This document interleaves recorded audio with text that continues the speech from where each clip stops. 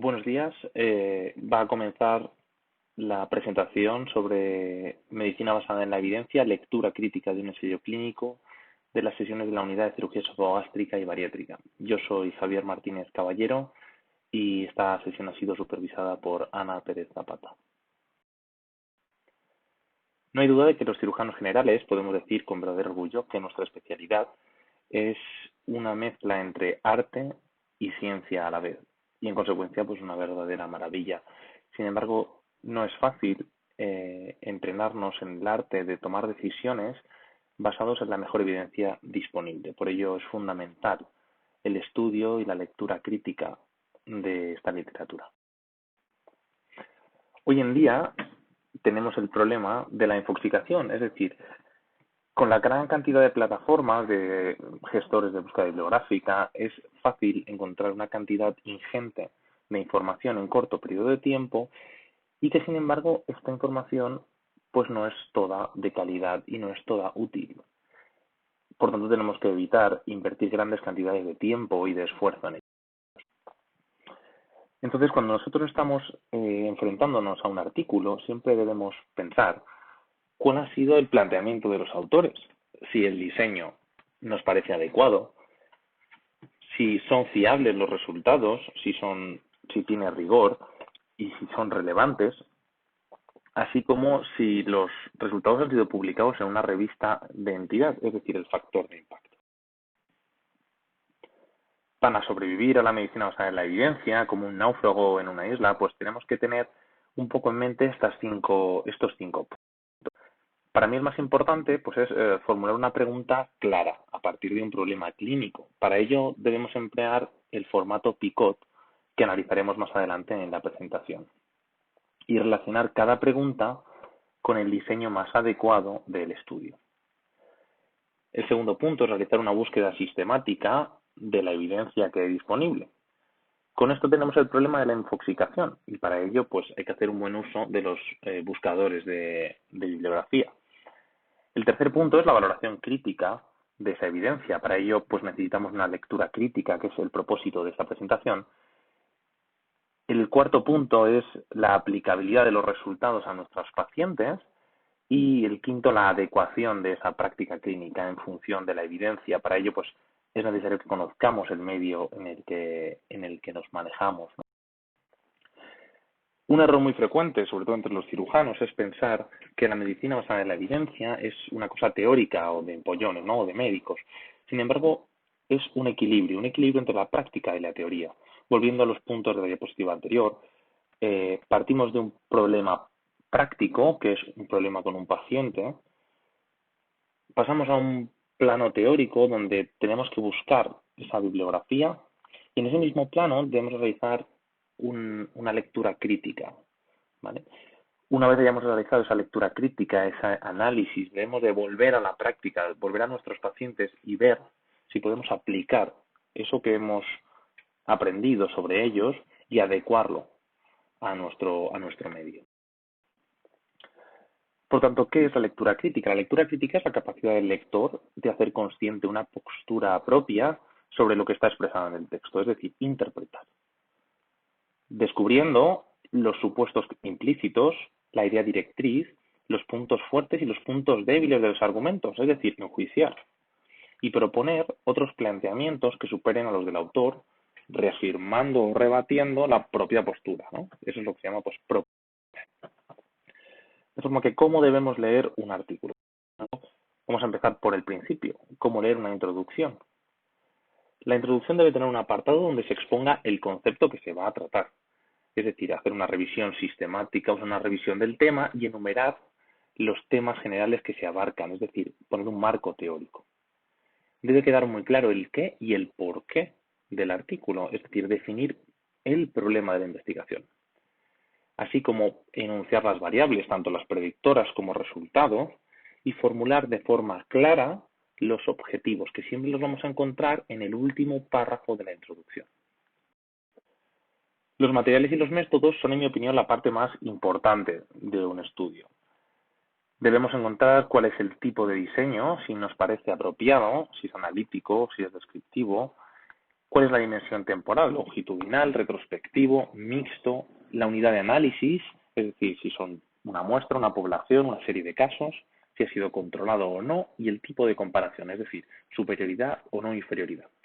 Es muy importante que quede claro cuáles son los sujetos que se han incluido. Para ello tenemos los criterios de inclusión y los criterios de exclusión. En el artículo deben reflejar cuáles son las características de esta población y cuál es el tamaño muestral. Igualmente es importante saber de dónde vienen esos pacientes, cuál es la fuente de información. Es decir, si se han obtenido de registros, si se han obtenido de un gesto hospitalario, si se han de un buscador, etc. También es importante que se describa la intervención, es decir, qué es lo que le van a hacer a los pacientes, cuál es la intervención que vamos a analizar, así como los instrumentos que van a utilizar para medir esos efectos, si son cuestionarios, si son escalas, si son encuestas, etc. Es muy importante que se definan las variables y la variable principal y las variables secundarias, si son cualitativas, cuantitativas, etcétera, porque esto va a determinar las pruebas estadísticas que vamos a utilizar. Debe quedar reflejado si se han empleado test de normalidad, como el Sapiro-Wilk o Kolmogorov-Smirnov, los estadísticos de contraste que se han empleado, medidas de asociación, análisis de supervivencia, uni o multivariantes. Y por último, no menos importante, las limitaciones del estudio y las consideraciones éticas. Si ha pasado un comité de ética, si ha entregado un consentimiento, etc. Los resultados son una parte importante. Sin embargo, no pueden interpretarse de forma adecuada si no se ha leído previamente los materiales y los métodos concienzudamente. Primero, lo que tenemos que plantearnos es cómo se han recogido esos datos, es decir, los instrumentos que se han utilizado, por qué se han utilizado esos instrumentos, si son válidos y si son fiables, y cuál ha sido el procedimiento de recogida. A continuación, tenemos que preguntarnos si el análisis de los datos es adecuado, es decir, si concuerdan las variables que se han medido con el objetivo primario y el análisis estadístico. Confirmar si se comprueba, si se prueba cada hipótesis que se planteó en los materiales y los métodos y, sobre todo, si se expresan los datos perdidos, es decir, el missing. La presentación de los datos es igualmente importante, es decir, debemos fijarnos en la variable primaria y evitar confundirnos, evitar liarnos con variables secundarias que no hacen referencia a nuestro objetivo primario. Igualmente importantes son los resultados negativos o que no esperaban los investigadores porque es una muestra de transparencia. También debemos fijarnos si los valores de P, las medidas de asociación y los intervalos de confianza son claros y están adecuadamente interpretados. Y por último, en el caso de que existan análisis multivariantes, debe expresarse y debemos localizar cuáles han sido las variables mediante las cuales se han ajustado. Por último, debemos de valorar las tablas y los gráficos, es decir, primero ver si el gráfico es adecuado y podéis ampliar un poco más sobre esto en casa, las leyes de Tufte, que básicamente se pregunta si acaso los gráficos nos engañan. Para eso, pues hace algunas recomendaciones, como fijarse en el inicio del eje de ordenadas, el tipo de gráficos que se han empleado y si se está magnificando el eje de ordenadas. Por último, ¿cómo leemos la discusión? La discusión es una parte donde los autores deben analizar e interpretar únicamente sus propios resultados. Pueden especular sobre los mecanismos fisiopatológicos con un sentido científico y buscar analogías con otras publicaciones. Deben comentar cuál es la verdadera importancia clínica de esos resultados sin sobreestimarlos y se debe criticar o reforzar la validez interna y externa del estudio, así como sus fortalezas y limitaciones. Se pueden proponer otros estudios que avalen o refuercen los resultados que se han obtenido, así como estudios sobre eficiencia. Ahora vamos a comentar rápidamente el ensayo clínico, que es la publicación con mayor nivel de evidencia disponible. Sin embargo, eso no quiere decir que todos los ensayos clínicos sean válidos. Las principales características del ensayo clínico son la manipulación, es decir, una intervención, y la aleatorización. En función de si esa manipulación es con un objeto terapéutico sobre una población enferma, o sobre una población sana, serán ensayos clínicos terapéuticos o preventivos. Y generalmente los ensayos clínicos se dividen en 4 fases, donde varía el número de participantes y el objetivo el objetivo que pretende demostrar ese ensayo clínico.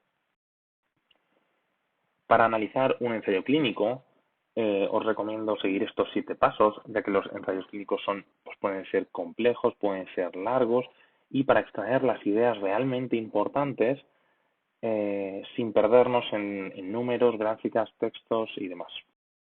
En primer lugar, debemos de formular y comprender la pregunta que realizan los investigadores. Para ello se emplea el formato PICOT. PICOT es un acrónimo de población, intervención, comparación, eventos y tiempo. La población puede hacer referencia al tipo de paciente, al problema, etc. La intervención puede ser una exposición, un factor de riesgo, un medicamento, una cirugía o no tratamiento. La comparación es la alternativa a esa intervención. El evento puede ser un resultado, es un resultado de interés clínico, bien sea supervivencia global, supervivencia del individuo de la enfermedad, años de vida asociados a la calidad de vida, etc. De modo que, bueno, aquí he puesto un ejemplo de cómo se haría esta pregunta en formato PICOT en base a un ensayo clínico que se publicó en 2012 sobre el uso de prótesis biológicas para prevenir la recurrencia en la reparación laparoscópica de la hernia paraesofágica primaria. De forma que nuestra población sería pacientes intervenidos por hernia paraesofágica laparoscópica. La intervención de este ensayo clínico fue prótesis biológica. La comparación es el cierre diafragmático primario. El evento que describen en el ensayo es recurrencia radiológica primaria, pero también describen gravedad de los síntomas y calidad de vida. Y el tiempo de evolución para la variable primaria fue 5 años. Insisto en la variable primaria, ya que esa variable primaria es la que debemos de analizar. Por tanto, no analizaremos gravedad de los síntomas, no analizaremos la calidad de vida, analizaremos únicamente la recurrencia radiológica primaria. A continuación debemos de plantearnos cuál ha sido la aleatorización. La aleatorización es una asignación no predecible a una de las dos alternativas y su objetivo es equilibrar los grupos para las variables observadas u ocultas. Aquí os he puesto los principales tipos de aleatorización, así como las ventajas y los inconvenientes. La idea es que cuando vosotros analicéis un ensayo clínico, busquéis ese tipo de aleatorización y expreséis o analicéis las virtudes e inconvenientes que tiene a vuestro criterio para ese ensayo clínico. De forma que está la aleatorización simple, la aleatorización en bloques, la aleatorización estratificada y la aleatorización por conglomerados. A continuación debemos analizar la ocultación de la secuencia de aleatorización, es decir, cómo los investigadores han ocultado esa aleatorización para no sesgar la asignación de los pacientes. Esto lo que hace es prevenir el sesgo de selección. En función del tipo de ocultación, las hemos dividido en apropiadas, confusas o inapropiadas. La idea es que vosotros localicéis cómo ha sido esa ocultación y la critiquéis en función de lo que a vosotros os parece. El enmascaramiento previene fundamentalmente el riesgo de detección. El enmascaramiento puede ser ciego si el investigador o el participante no conoce la aleatorización, doble ciego si se ha ocultado a los investigadores y a los participantes, o triple ciego que ha sido los investigadores y los participantes y a un auditor o analista de los resultados. Remarcar que en ocasiones, pues en las intervenciones quirúrgicas o con algunos fármacos, pues no es éticamente posible realizar un enmascaramiento, ¿vale? A continuación tenemos que plantearnos cómo ha sido el seguimiento, es decir, si el seguimiento ha sido completo para todos los pacientes. ¿Esto por qué es importante? Porque el resultado de los pacientes perdidos puede cambiar el resultado que hemos obtenido. Entonces, ¿es importante saber cuántos pacientes hemos perdido? Sí, pero es más importante si estas diferencias han sido grandes entre los dos grupos. Para ello se utilizan los análisis de sensibilidad que previenen el sesgo de desgaste.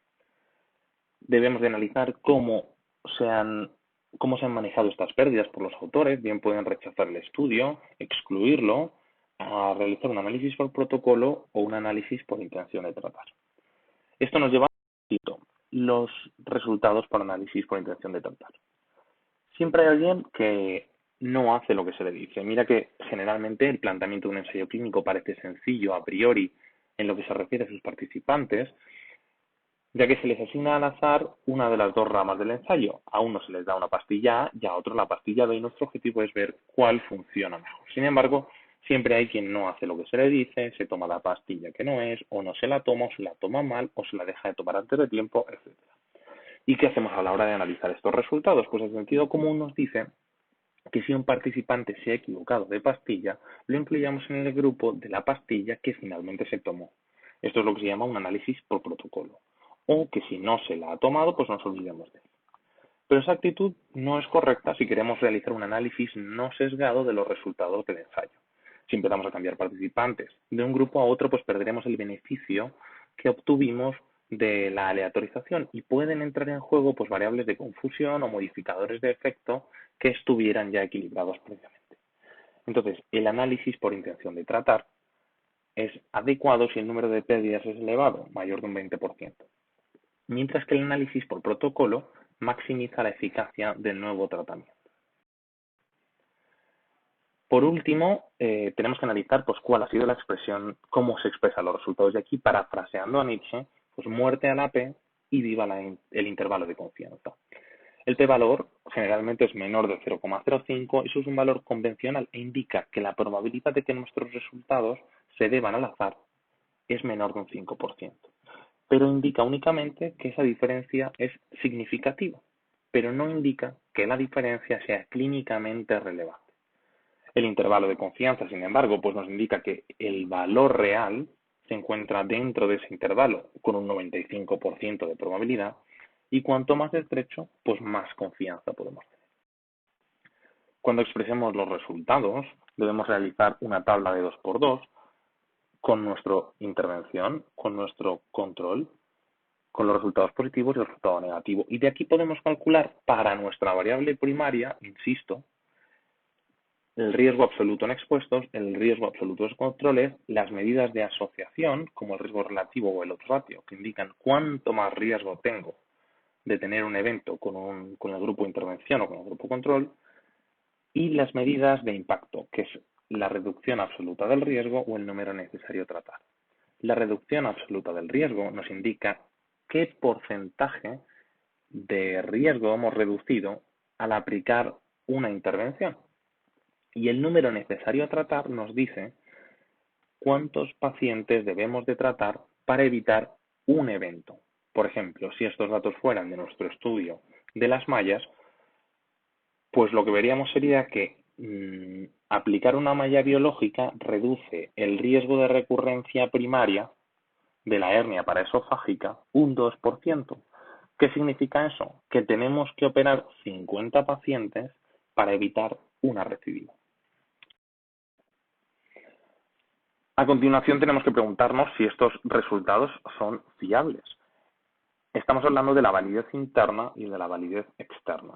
La validez interna hace referencia al error aleatorio, es decir, si las diferencias que hemos visto se deben al azar o no. Y eso nos lo dice el p-valor. La validez externa hace referencia a la presencia de errores sistemáticos, es decir, de sesgos. Para evitar sesgos lo que tenemos es que analizar, hacer una buena ocultación, en fin, todo lo que hemos ido hablando previamente. Y con esto pues podremos preguntarnos si las conclusiones de este estudio son aplicables para mis pacientes. Y esto vendrá condicionado por la pregunta PICO.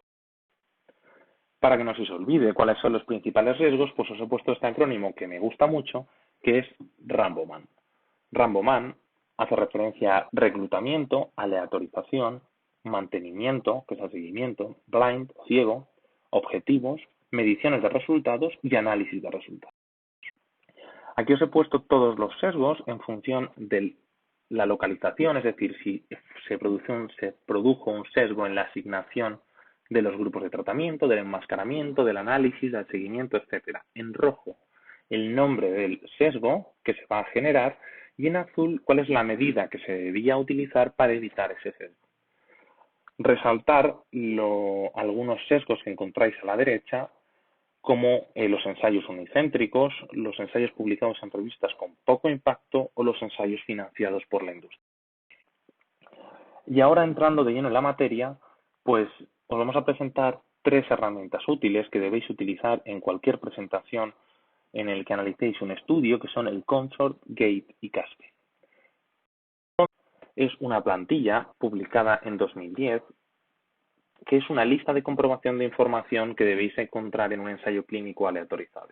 Es decir, cuando analicéis un ensayo clínico, os imprimís esta hojita y vais rellenando cada punto en la página en la que lo vais encontrando y lo marcáis en vuestro artículo para poder localizarlo. Si vais siguiendo todos los puntos, obviamente no os vais a dejar nada por revisar. Gate es la siguiente herramienta que tenemos que usar y es un acrónimo de Generic Appraisal Tool for Epidemiological Studies. Está compuesto por un triángulo, un círculo, un cuadrado y una flecha. Si os dais cuenta, esto no es otra cosa que el formato Picot. En el triángulo encontraremos la P de población, en el círculo la intervención y el control, en el cuadrado el evento y en la flecha la T de tiempo. Vamos a hacer un ejemplo de cómo se haría este formato Gate para nuestro ensayo clínico sobre las mallas. Tenemos una población de 108 pacientes. A continuación, la aleatorización sí que se hizo, pero no especifican cómo fue, así que pongo desconocida, la marco en rojo. Se aleatorizó los pacientes, 57 pacientes al grupo intervención y 51 pacientes al grupo control, y hay que expresar los pacientes perdidos, que son 31 pacientes para el grupo intervención y 17 en el grupo control. Si os dais cuenta, más de la mitad de los pacientes del grupo intervención se perdieron. Y estas pérdidas deben ser para la variable primaria. Insisto en la importancia de tener en cuenta fundamentalmente la variable primaria, que es recurrencia de la hernia paraesofágica. En ese caso tenemos que rellenar el cuadrado con cuántos pacientes tuvieron recurrencia tuvieron el evento primario y abajo el tiempo. Con esto podemos calcular pues todas las medidas de asociación, de impacto que hemos estado comentando. Y por último, la plantilla Caspe. Si accedéis al enlace web que os he puesto arriba, entráis en herramientas e instrumentos para la lectura crítica, encontraréis una serie de plantillas para cada tipo de ensayo, para cada tipo de estudio, bien sea ensayo clínico, revisión, cohortes, casos y controles, etc. Lo que tenéis que hacer es descargarlas e ir rellenándolas para cada pregunta en vuestra presentación. Ahora veremos. En la plantilla CASPE se divide en 3 partes. Una primera parte de validez, con 3 preguntas de eliminación y 3 preguntas de detalle. El siguiente apartado que habla sobre la importancia del estudio y el último apartado que habla sobre la... Respecto al primer apartado, responde a la pregunta de si son válidos los resultados. Las 3 preguntas de eliminación son si se orienta el ensayo a una pregunta claramente definida. Aquí vosotros deberéis localizar la pregunta en formato Picot, ponerla abajo y localizarla en el texto. A continuación, ¿fue aleatoria la asignación de los pacientes a los tratamientos? Lo mismo, debéis analizar el tipo de aleatorización, la ocultación de esa aleatorización si es que lo describen, poner dónde está en el texto y qué os parece a vosotros, si es apropiada o no. Y si fueron adecuadamente considerados hasta el final del estudio todos los pacientes que entraron en él, si se había realizado un seguimiento completo. Si estas 3 preguntas son válidas, pasaremos a las preguntas de detalle. Es decir, ¿se han analizado los pacientes en los grupos a los que fueron asignados aleatoriamente, según análisis por intención de tratar? Si se ha mantenido un diseño ciego respecto al tratamiento, si eran similares los grupos al inicio del ensayo clínico y si se han tratado a los 2 grupos de la misma forma. Por ejemplo, esto quiere decir, si estamos analizando la eficacia de la funduplicatura de Nissen o de DOR en el reflujo gastroesofágico, pues si tú a los pacientes con el DOR les asocias además omeprazol y no asocias, por ejemplo, omeprazol en los pacientes con un Nissen, pues es posible que ahí tengas un... El siguiente apartado hace referencia a cuáles son los resultados, es decir, la importancia. Para esto, la séptima pregunta es cómo es el efecto del tratamiento, qué desenlaces se midieron y qué parámetros de medida se utilizaron, es decir, aquellas medidas de asociación de las que hablábamos y las medidas de impacto. Para el cálculo, os he puesto aquí un enlace para el cálculo de estos riesgos y del número necesario a tratar, donde si os metéis pues podéis descargar un Excel donde si lo rellenáis pues os saldrán todos los valores rellenos, los intervalos de confianza, etcétera, ¿vale? Que quedaría así. En este caso pues es un Excel donde tú rellenas todas las celdas y de forma automática te calcula cuál es el riesgo absoluto en controles, en el grupo experimental, los riesgos relativos, reducción de riesgo relativo, la reducción del riesgo absoluto y el número necesario a tratar y el odds ratio. En el caso de que las pérdidas sean muy importantes, podéis hacer un análisis de sensibilidad. En este caso, si os dais cuenta, la tasa de pérdidas es de un 33% en el grupo control y de un 54,4% en el grupo experimental, con lo cual, al hacer el análisis de sensibilidad, os pone los valores corregidos según ese análisis. Y al final, pues podéis calcular el número necesario a tratar, normal y corregido por el análisis de sensibilidad. En esta plantilla de Excel también sale la escala de Haddad, que te permite valorar la calidad de un ensayo clínico. En este caso, pues sí era aleatorizado, no era doble ciego, sí que se describieron claramente las retiradas o las pérdidas de pacientes. No me pareció que la aleatorización fuera apropiada, ya que no se describía el método de aleatorización, y el enmascaramiento sí que estaba descrito y me parecía apropiado, con lo cual es un ensayo que tiene 2 puntos y según la escala pues es un ensayo de mala calidad. Y por último son preguntas de aplicabilidad, es decir, ¿se pueden utilizar estos datos en mi población? Estas 3 preguntas suponen un trabajo individual de análisis de vuestro medio, de comprender qué se ha propuesto en el artículo, la evidencia disponible y los pacientes a los que lo vais a tratar. Y bueno, pues es la parte, en mi opinión, más difícil de esta lectura crítica. Para terminar, pues deciros que la lectura crítica supone un nivel muy avanzado en este trabajo, ¿no? de medicina basada en la evidencia.